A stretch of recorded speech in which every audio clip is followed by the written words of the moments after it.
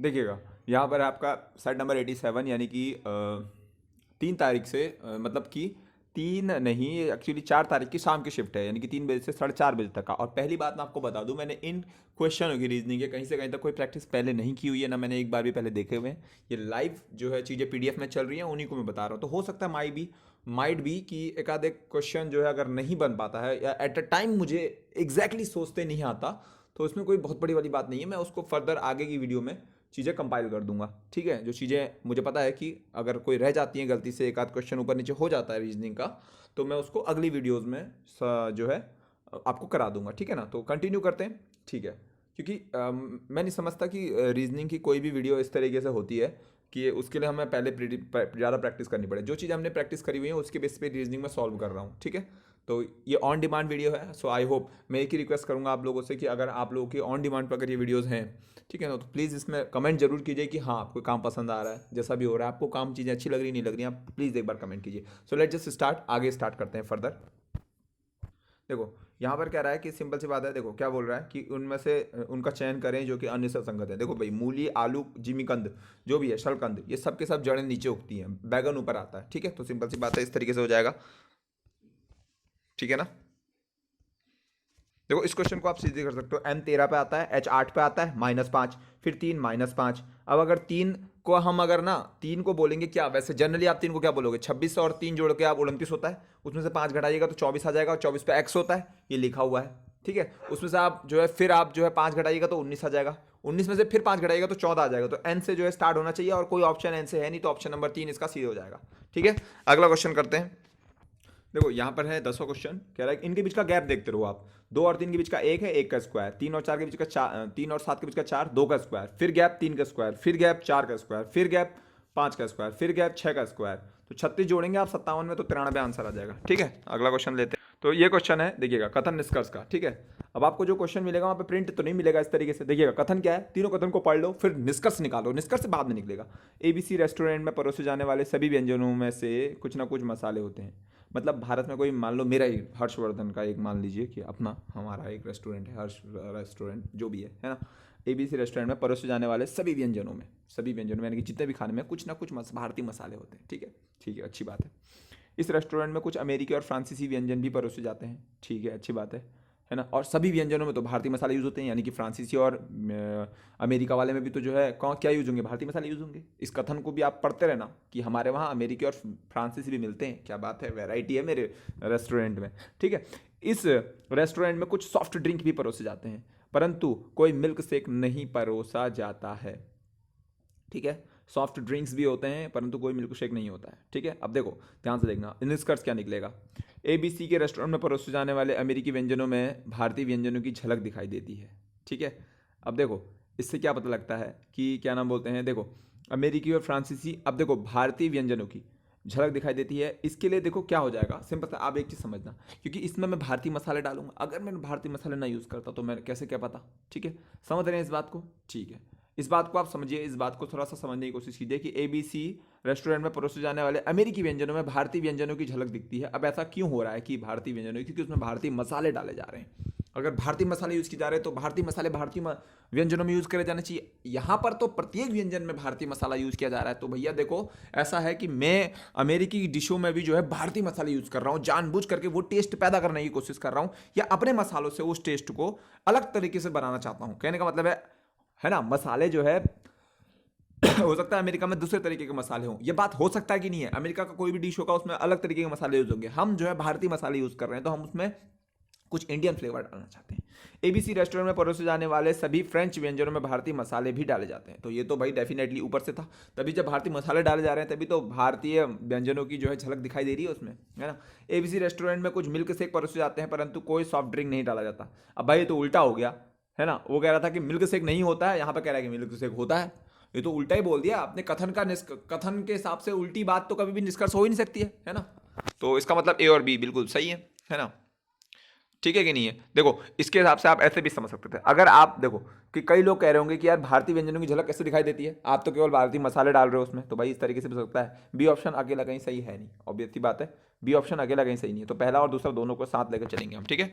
तो ठीक है, वैसे भी आप देखिएगा इस बात से आप 2-3 निष्कर्ष और निकाल सकते हैं अपने जीवन में कि यार अगर हम किसी में अपने यहाँ के मसाले डाल रहे हैं या आप अपना फ्लेवर डाल रहे हो, किसी की दूसरे के बंदे के कथन में आप अगर अपना फ्लेवर डाल रहे हो तो आप अपनी झलक भी डाल रहे हो उसमें, ठीक है। कभी कभी होता है ना, मैं कोई आपकी मौसी या फिर कोई इस तरीके से आपकी कहीं बात कर रही होती है, आप उसको जो है तीसरी जगह पर अपने तरीके से जब रिप्रेजेंट करते हो तो आप अपनी झलक भी डालते हो, क्योंकि आप अपनी मौसी के सुशब्द या बिल्कुल हुबहू वो बातें नहीं कर सकते, आप अपना अपना थोड़ा अपना भी रहता है, अपना मसाला जो अपना आपका जो मसाला होता है ना वो चीज़ें थोड़ा चेंज कर देता है, कहने का मतलब समझ रहे हो, बात ये है, ठीक है। अब ये क्वेश्चन मैं नहीं कराने वाला क्योंकि बी दो के बाद 6 फिर 10 यानी कि 4-4 का गैप है, सीधे सीधे अगला क्वेश्चन लेंगे। देखो इस क्वेश्चन को देखोगे तो आप साफ पता लग पा रहा है। देखो ये कुछ इस तरीके से क्वेश्चन है जैसे इनके बीच में 4 का गैप है, यहाँ पर वो 4 जोड़ दिया गया है, यहाँ पर 4 माइनस है, यहाँ पे वो 4 जोड़ दिया गया है ना। तो यहाँ पर 3 का गैप है तो यहाँ पे 3 जोड़ दिया जाएगा, 10 हो जाएगा। अगला क्वेश्चन ले लेते। इस क्वेश्चन में तो कह रहा है कि एफ का ई से क्या संबंध है। देखो इस क्वेश्चन में 25 नंबर पे कह रहा है एफ का ई से क्या संबंध है। देखो ये जो है ये तीर का निशान बनाया है ना। देखो जैसे कि ये तीर है, ए का बी के साथ तीर बनाया तो मतलब ए जो है बी की माँ है, ठीक है, समझ में आ रहा है।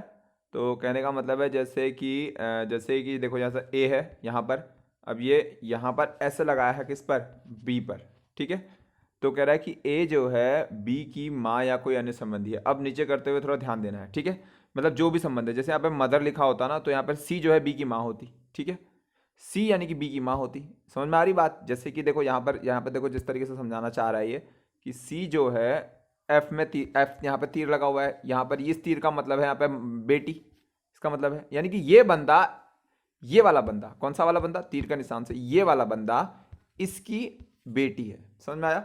जैसे यहाँ पर लिखा हुआ है ना, जैसे यहाँ पे लिखा हुआ है, देखो क्या लिखा हुआ है, देखो सिंपल से लिखा हुआ है कि ए जो है डैश ये बी है, इसका मतलब है ए जो है ये वाला जो बंदा है, ये वाला जिसकी तरफ को तीर का मुंह है उसका यहाँ पर जैसे माँ है लिखा है यहाँ पर, या कोई भी संबंध है जो जहाँ पर संबंध लिखा होगा वही है। तो इस हिसाब से देखो सी यानी कि एफ की बेटी है ना। तो मैं इसका मतलब क्या हुआ, इसका मतलब ये हुआ कि यार देखो सी जो है, सी यहाँ आ जाएगी, एफ यहाँ आ जाएगी, सी बेटी है। अरे यार मैं कुछ ज़्यादा ही बड़ा बना दिया मैंने ये, ठीक है। इसको आप ऐसा समझेंगे जैसे एफ इधर ले लेंगे तो सी जो है बेटी है, ठीक है, और बी जो है हस्बैंड है सी का। क्यों, समझ में आया कैसे, ऐसे ना, तो बी पति हो गया, और बी जो है सन इन लॉ है ई का, है ना। बी जो है सन इन लॉ है, यानी कि कहने का मतलब क्या हुआ कि इसका मतलब हुआ कि देखो यहाँ एफ तो जो भी है और बी जो है सन इन लॉ है ई का, इसका मतलब हुआ ये कि बी जो है सन इन लॉ है, ये इसके यानी कि इसकी पत्नी के जो ई है इसकी पत्नी की या तो माँ है या पापा है, जो भी है ना। अब ई और एफ में अगर जेंडर पता नहीं है ना मुझे एक्चुअली ई और एफ के बारे में, अब यहाँ पे कह रहा है कि एफ और ई का क्या संबंध है, तो भाई इसका मतलब डेफिनेटली तो पति पत्नी है हुई ना आपस में, एफ और ई, तो सिंपल सी बात है कि नहीं है। तो यहाँ पे क्या हो जाएंगे, पति पत्नी, ठीक है, तो पति पत्नी हो जाएगा, ऑप्शन नंबर सी हो जाएगा। समझ में आ रही बात कैसे। देखो जैसे जूता बांधने के लिए फीता जरूरी है, कमीज बांटने के लिए क्या जरूरी है, जूते को बांधने के लिए संबंध है कि बांधने के लिए फीता चाहिए, तो भाई कमीज को बांधने के लिए कमीज खुल जाएगी, बटन तोड़ दीजिएगा तो खुल जाएगा कमीज, है ना। तो इस तरीके से बटन चाहिए। देखिएगा कार्यवाही वाला था ये क्वेश्चन, ठीक है। देखिएगा क्या है, कह रहा है कि प्रबंधन यह सुनिश्चित करना चाहता है कि समाजशास्त्र और सामाजिक कार्य संकायों में कोई एक संकाय अपने छात्र छात्राओं को वाद विवाद प्रतियोगिताओं में भाग लेने के लिए भेजेगी। कार्यवाही वाले क्वेश्चन है ये, आई थिंक कुछ मिस्टेक हुई है, मैं ऊपर लेके चलता हूँ, वेट कीजिएगा। देखो इस तरीके से पहले कथन होता है, उसके बाद कार्यवाही क्या की जाएगी तो बात की बात है। देखो कथन क्या है पहले वो पढ़ो, ठीक है, कथन क्या है वो पढ़ो। देखो कथन क्या है यहाँ पर थोड़ा सा देखते हैं। कथन के बारे में कह रहा है कि यदि समाजशास्त्र और सामाजिक संकायों में, ठीक है, संकाय मतलब होता है कि विभाग, ठीक है, कोई संकाय, ठीक है, अपने छात्र छात्राओं को अंतर विद्यालय यानी कि एक विद्यालय का दूसरे विद्यालय के साथ वाद विवाद प्रतियोगिताओं में भेजता है तो उस विद्यालय को निश्चित रूप से कोई ना कोई पुरस्कार मिलेगा। जैसे कि मान लो मेरा विद्यालय है, ठीक है, मेरा एक विद्यालय, मैं अपने विद्यालय में, मेरे वहाँ 2 विभाग हैं, एक तो समाजशास्त्र का विभाग और एक सामाजिक कार्य का यानी कि सोशल वर्क का जो भी है। तो 2 संकाय के विद्यार्थियों को मैंने कहा कि भाई जाओ वाद विवाद में और आपको पुरस्कार तो जरूर मिलेगा ही मिलेगा, उस विद्यालय को, यानी कि मुझे पता है मेरे विद्यालय को पुरस्कार मिलेगा। अब इसमें क्या कार्रवाई होनी चाहिए, प्रबंधन को यह सुनिश्चित करना चाहिए कि समाजशास्त्र और सामाजिक संकाय कार्य संकायों में कोई ना कोई में से कोई एक संकाय अपने छात्रों को वाद विवाद प्रतियोगिताओं में भाग लेने के लिए भेजे। अब जब मुझे पुरस्कार मिलेगा तो कम से कम है ना, मतलब मैं ये तो सुनिश्चित करूं कि यार हाँ, मतलब प्रबंधन को ये जिम्मेदारी है कि वो ये उसको भाई 100% श्योर होना चाहिए कि हाँ मुझे किसी को भेजना है तभी तो मुझे पुरस्कार मिलेगा। अब भाई मुझे पुरस्कार मिलेगा, है ना, ये मेरा रिवॉर्ड, मतलब मुझे चाहिए पुरस्कार, या चाहिए वाली बात नहीं है, मतलब कि भाई साहब एक चीज़ है कि यार आप आपके कॉलेज को अगर पुरस्कार मिलेगा तो आपका कॉलेज, मतलब आपकी कॉलेज जो है अगर क्रिकेट प्रतियोगिता कोई भी प्रतियोगिता है, अगर आप उसको जो है सिर्फ आपको जाने में ही वहां पर जो है पुरस्कार मिलेगा, तो आपको एक टीम बना के तो भेजनी पड़ेगी ना। आपको आपके एटलीस्ट विभाग के हेड को या प्रिंसिपल को या जो भी वहां पर है ना, सुपीरियर अथॉरिटी, वो तो टीम तो वो तो सुनिश्चित करे कि भाई कम से कम कोई बंदे तो वाद विवाद में प्रतियोगिता के लिए भेजे। सही बात है। और दूसरा क्या कह रहा है, मैं पेन चेंज कर लेता हूं ब्लैक, ठीक है। प्रबंधन को केवल समाजशास्त्र और सामाजिक कार्य संगठन के छात्रों को वाद विवाद में प्रतियोगिता लेने की जो है अनुमति देनी चाहिए, है ना। केवल देखो कभी भी हो, केवल जब लग जाए ना तो मसला थोड़ा सा गंभीर हो जाता है, ठीक है। ठीक है, तो ये मसला थोड़ा गंभीर हो जाता है, ठीक है। केवल क्यों, है ना, प्रबंधन को केवल समाजशास्त्र और सामाजिक कार्य संकाय के छात्र छात्राओं को वाद विवाद प्रतियोगिताओं में भाग लेने की अनुमति देनी चाहिए, ठीक है। अगर कोई देखो ऐसी बात है कि क्या नाम बोलते हैं, तो देखो ये केवल जब लग जाता था कोई भी चीज़ सही नहीं होती, केवल इनको ही क्यों भाई, किसी को भी भेज सकते हैं अगर किसी का इंटरेस्ट है ना, में से कोई संकाय अपने छात्र छात्राओं को, ठीक है, तो केवल लग गया तो गड़बड़ हो जाती है मामला, तो यहाँ तो आपको मैं एक चीज बता दूं कि जब भी कहीं भी केवल लग जाता है, ठीक है, कि ओनली आपके पास यही ऑप्शन है, तो वो कार्यवाही को थोड़ा सा गलत मान दिया जाता है, ठीक है, कि आपके पास जी नहीं केवल आप यही ये कर सकते हो जी, और कुछ आप कर ही नहीं सकते हो। ये कार्यवाही में इस तरीके की चीजें गलत हो जाती हैं, अक्सर आप लॉजिकल चीजों में देख लेना, ठीक है।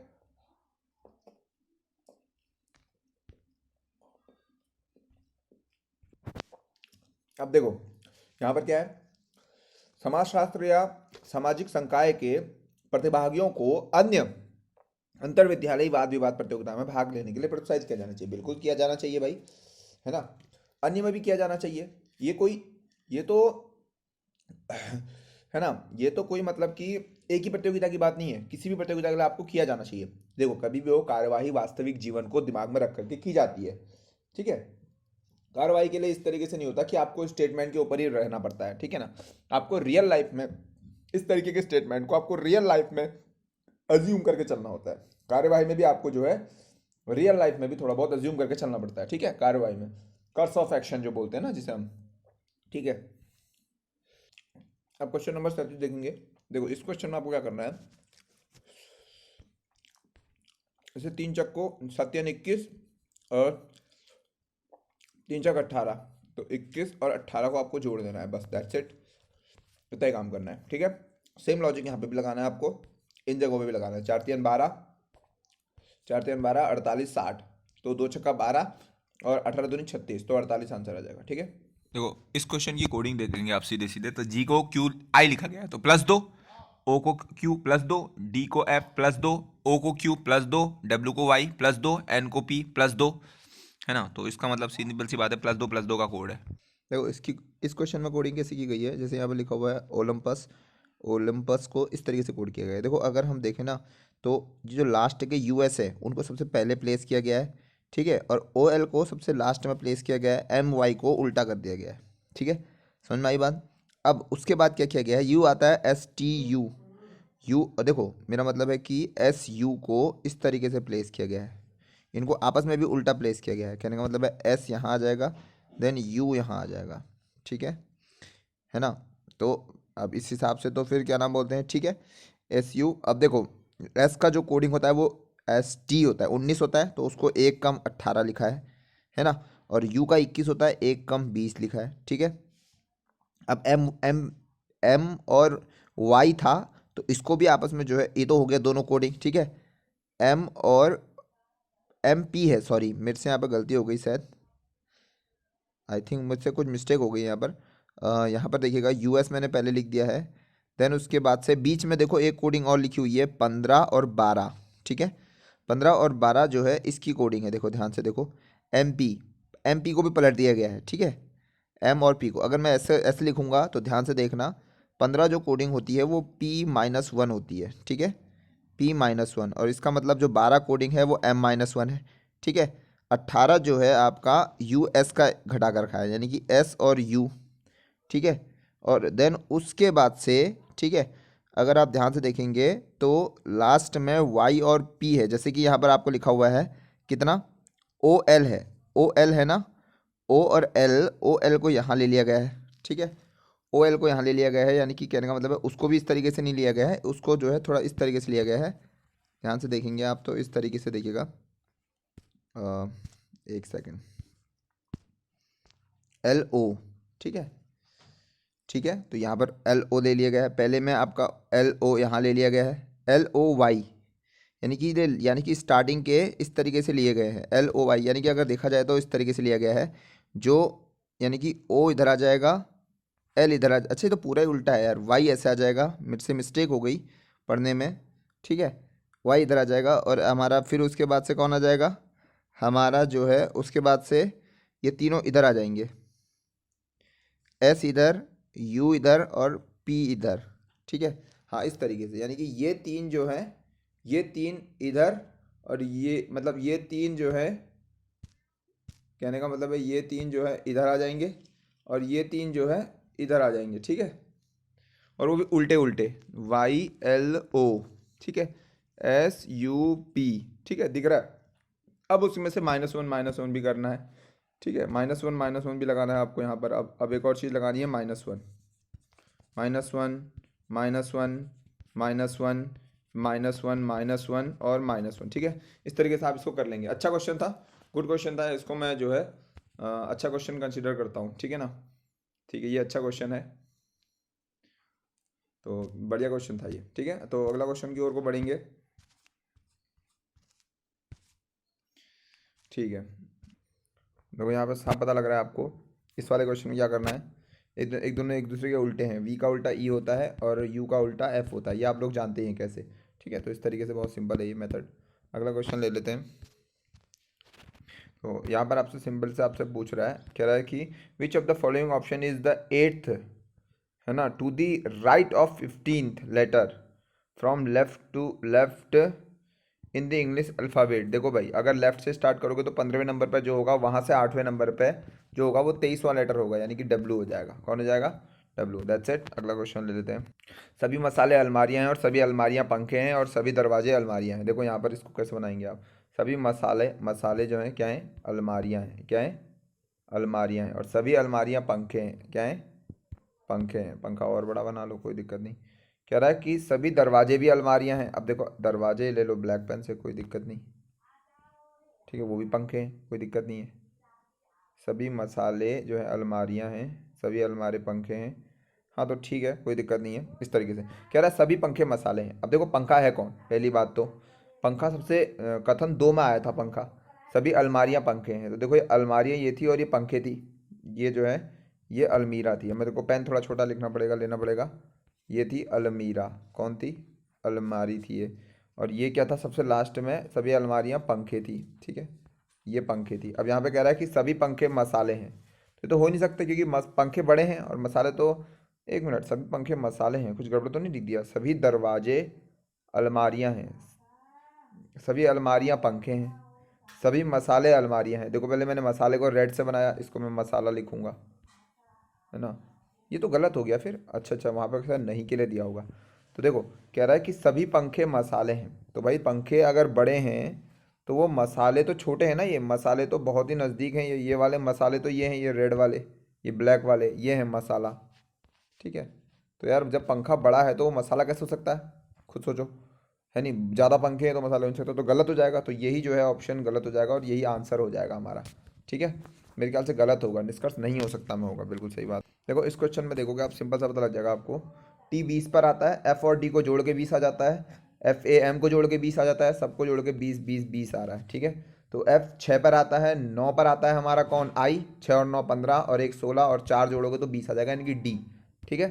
अगला क्वेश्चन लेंगे। तो देखो भाई सिंपल सी बात है, इस क्वेश्चन में इतना लंबा पढ़ने की जरूरत है नहीं, आप बस खाली इसको पढ़ो कि कह रहा है कि नीचे दी गई आकृति के अनुसार उन लोगों की संख्या ज्ञात कीजिए जो केवल विज्ञान तथा केवल अंग्रेजी और इतिहास पसंद करते हैं। तो हमको केवल 2 लोगों पर फोकस करना है, जिसमें मैंने ग्रीन पेन से टिक मारूंगा। एक तो जो विज्ञान पसंद करते हैं, है ना, आपको संख्या बतानी है, एक तो केवल विज्ञान वाली और बतानी है अंग्रेजी और इतिहास वाली, ठीक है। अब पढ़ लेते हैं, चलो विज्ञान के लिए ढूंढते हैं सबसे पहले तो, ठीक है। ए बी सी दिखे 4 व्रतों में ए बी सी डी में से आकृति 4 व्रत दे रखे ए बी सी डी 4 व्रत। ठीक है, उसमें केवल विज्ञान वाले ढूंढेंगे। ठीक है, कह रहा है कि अगर आप ध्यान से देखोगे, कह रहा है ए उनको निरूपित करता है जो विज्ञान पसंद करते हैं। अब इसमें केवल विज्ञान वाले तो 10 हैं, फिर अगर ए विज्ञान वाले हैं तो केवल विज्ञान वाले तो 10 हो गए, प्लस कह रहा है कि अब आप देखो अंग्रेजी और इतिहास वाले। अब बी जो है वो अंग्रेजी वाला है। अब आप अपने ब्लैक पेन से इसमें बी में रखो उंगली, ये इंग्लिश वाला है भाई, ये काम का है मेरे बी। ठीक है, आप जो भी सर्कल बनाओ तो इस तरीके से अपने काम की चीज़ में पेन रखो बस। ठीक है, और उसके बाद से सी और डी उनको करते हैं जो कि अंग्रेजी और संस्कृत करते हैं, क्रमशः लिखा है तो मतलब सी अंग्रेजी है, तो यानी कि सी हमारे काम का है। अब देखो, अगर ध्यान से देखोगे तो कहीं ना कहीं जो है जो केवल केवल लिखा है ना अंग्रेजी और इतिहास, तो इतिहास तो भैया हमारे लिए कौन हो जाएगा, इतिहास। इतिहास और जो करते हैं अंग्रेजी और संस्कृत, तो विज्ञान जो हो जाएगा ए। बी जो है हमारा इतिहास, तो बी हमारे काम का था और सी हमारा अंग्रेजी था, अंग्रेजी और इतिहास। अब अंग्रेजी और इतिहास जो है केवल अंग्रेजी और इतिहास, ठीक है, केवल और अंग्रेजी और इतिहास, तो ठीक है, तो केवल अंग्रेजी और इतिहास, ये वाला दिख रहा सर्कल। तो इसमें ना ये जो 12 है वो किसी और के सर्कल में भी आ रहा है, तो ये जो लेकिन जो 6 है इसको ध्यान से देखो, आप इन 6 को देखो, ये 6 केवल 2 ही लोगों के सर्कल में आ रहा है, ध्यान से देखना।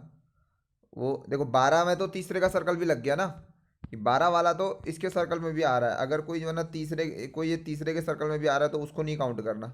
ये 6 जो है ये केवल 2 लोगों के सर्कल से कट रहा, एक कट रहा है सी के बड़े सर्कल से और एक बी के सर्कल से, तो 6 लोगों को और लेना है, कुल मिलाकर के 16 लोग हो जाएंगे, कुल मिलाकर के 16 लोग आंसर में हो जाएंगे। ठीक है, अगला क्वेश्चन लेंगे। देखो इस क्वेश्चन का लॉजिक बहुत सिंपल सा है। देखो कह रहा है कि 8 गुणा 4 कीजिएगा ना तो 32 आ जाएगा, कितना आ जाएगा 32, और 12 और 10 को जोड़ लेना है आपको, 12 और 10 को जोड़ लेना है तो 22 हो जाएगा, और 32 में से 22 चला जाएगा ना तो 10 रहेगा जो कि ऊपर लिखा हुआ है। अब 15 दूनी 30 और 9 और 16 को जोड़ के 25, अंतर 5 का है ना, ऐसे ही 5 छक्का 30 और इन दोनों को जोड़ के 22, 30 में से अगर 22 चला जाएगा तो 8 बच जाएगा। ठीक है, ये वाला क्वेश्चन देखेंगे, ये बहुत ही प्यारा और अच्छा क्वेश्चन है, इसका मैं स्क्रीनशॉट भी ले लेता हूँ। ठीक है, अच्छा क्वेश्चन कैसे है देखिएगा, 12 और 17 के बीच में जो है 5 का गैप है, कितने का गैप है, वही 17 और 27 के बीच में 10 का गैप है, कितने का गैप है। ठीक है, उसके बाद आप देखेंगे 30 का गैप है। ठीक है, जो पहला गैप 5 का है ना, और दूसरे गैप का जो है गुणा 2 गुना है। ठीक है, मतलब जैसे आप गैप देखते रहिए, 5 जो गैप है पहला उसको 2 से गुणा करेंगे तो अगला आपको 10 का गैप दिखेगा, पहला गैप 5 का, फिर आप 10 को जो है ना 3 से गुणा कीजिए तो अगला गैप आपको 30 का दिखेगा, फिर 30 को ना आप 4 से गुणा कीजिए, अगला गैप आपको 120 का दिखेगा, और 120 को 5 से गुणा कीजिए तो अगला गैप 600 का दिखेगा, तो इसका मतलब 120 का गैप आएगा, तो ये हो जाएगा आंसर। ठीक है, समझ। देखो बेटा यहाँ देखो क्या नाम भाई जी, यहाँ देख सकते हैं आप लोग सब लोग। देखो जैसे ये वाला क्वेश्चन है ना, ये वाला ये दिख रहा है ये डब्बा, इसमें लॉजिक क्या छुपा हुआ है, देखो इसमें 1 का स्क्वायर, 2 का स्क्वायर, 3 का स्क्वायर और 4 का स्क्वायर करना होता है आपको, यानी कि ये, यानी कि कुल मिला के 30। ठीक है, 30 तो स्क्वायर ही हो जाएंगे, प्लस एक ये, देन एक ये, देन एक ये, देन एक ये, 34 हो जाएंगे कुल मिला करके, 4 जोड़ करके कितने हो जाएंगे 34। दैट्स इट, अगला बढ़ते हैं। देखो प्रकृति में जितना भी जो आपका देखो कॉपर होता है ना, कॉपर और जिंक, ठीक है, वो कभी ना कभी मिल भी जाता है बीच में, जब वो मिल जाता है ना, जब दोनों को मिला दिया जाता है तो वो जो है आपका ब्रॉन्ज बन जाता है। क्या बन जाता है, ब्रॉन्ज, क्या बन जाता है, ब्रॉन्ज मतलब कॉपर होता है, सॉरी, ब्रास, ब्रास बन जाता है। ठीक है, कॉपर और जिंक को मिला के ब्रास बनाया जा सकता है। ठीक है, तो ये बिल्कुल सही बात है। ठीक है, अगला क्वेश्चन देखेंगे हम। इसमें आपसे क्या कह रहा है कि ये जो गोल गोल टाइप का दिखाई दे रहा है इसके पीछे कौन आएगा, यानी कि अपोजिट में कौन आएगा। देखो आपको इसको करने के लिए सिंपल सा क्या करना है कि आपको पहले वाले फिगर में ये एक ही पासा है, इसको अलग अलग जगह से घुमा करके डाला गया है। अब आपको दिख रहा होगा कि क्या नाम बोलते हैं, जैसे यहाँ पर दिख रहा पहली वाला और तीसरे वाले चित्र में आपको एक तो खाली सफ़ेद गोल, एक काला गोल है ना, और क्या नाम बोलते हैं दिख रहा है, ऑब्वियस सी बात है। और क्या दिख रहा है, और देखो आप पहला इसको ना देखिए, इसको देखिए आप थोड़ा सा, देखना है तो आपको देखना चाहिए क्या, इसको देखना चाहिए, किसको देखना चाहिए, इसको जो है देखना चाहिए, इस वाले को, मतलब कि पहले वाले को और दूसरे फिगर को। ठीक है, आपको बताना है डॉट वाले का, कौन से वाले का, कि डॉट के अपोजिट में कौन होगा। आई थिंक डॉट के अपोजिट में बताना है, तो थोड़ा सा मैं इसको रेड पेन ले लेता हूँ, डॉट कहाँ पर दिख रहा है वो देख लेता हूँ। डॉट मुझे एक यहाँ दिख रहा है, एक यहाँ दिख रहा है, ठीक है, और यहाँ पर केवल एक ही डॉट दिख रहा है और बाकी दोनों जो दिख रहे हैं वो इसमें नहीं है। तो इस हिसाब से अगर मैं देखूँगा तो डॉट, देन डॉट के बाद इस वाले फिगर में डॉट, डॉट के बाद स्टार, फिर स्टार के बाद कुछ ऐसी आकृति, और इसमें अगर मैं डॉट एक दिख रहा है तो डॉट, देन डॉट के बाद अगर ऐसे घुमाऊंगा तो white white circle, then triangle, वो भी कलरफुल वाला। ठीक है, अब जो डॉट के साथ नहीं दिख रहा है यहाँ पर वो कौन है पता है? सारे ऑप्शन दिख रहे होंगे लेकिन आपको ये नहीं दिखाई दे रहा होगा, व्रत दिखाई दे रहा, क्योंकि एक ही पासा है, ये केवल एक ही पासा है, तो इसका मतलब डॉट के अपोजिट में कौन है? व्रत है। अगर आपको कभी भी दो पासों में एक चीज तो कॉमन दिखाई दे रही है लेकिन बाकी दो चीजें कॉमन, जैसे इन दोनों पासों की बात कीजिएगा आप, तो आपको एक चीज कॉमन दिखाई दे रही होगी, ब्लैक डॉट, ठीक है, लेकिन बाकी दो चीजें कॉमन नहीं दिखाई दे रही है, तो आप बस चक्री घुमा दीजिए क्लॉकवाइज, ठीक है ना, क्लॉकवाइज चक्री को आप घुमा दीजिए, आपका आंसर जो है आ जाएगा। ठीक है, क्लॉकवाइज या एंटी क्लॉकवाइज जैसे भी घुमाना है तो दोनों में वैसे ही घुमाइए, आंसर आ जाएगा। ठीक है, तो अगला क्वेश्चन ले लेते हैं, यहाँ पर देखेंगे। ये डायरेक्शन का क्वेश्चन है, आप स्क्रीनशॉट लेके कर सकते हैं आराम से, इसमें कोई बहुत बड़ा हैवी चीज़ नहीं है। ठीक है, तो ठीक है, छोड़ते हैं इसको। तो दैट्स इट, ये कंप्लीट हो गया। अगर आपको ये चीज़ पसंद आती है तो ठीक है, देन उसके बाद से जो है फर्दर हम मूव करेंगे। ठीक है ना, अगला 88 वीडियो में दूंगा जब आपका कम से कम इसमें 5 कमेंट रहेगा, 87 वीडियोस तक का 5 कमेंट रहेगा, कम से कम 5 कमेंट होने पर मैं 80 जो है आपका अलग अलग बंदों के जो है लगभग कमेंट होने चाहिए, तभी जाकर मैं अगला ऑडियो वीडियो दूंगा, 88 वाला वीडियो दे दूंगा। ठीक है, thank you so much guys.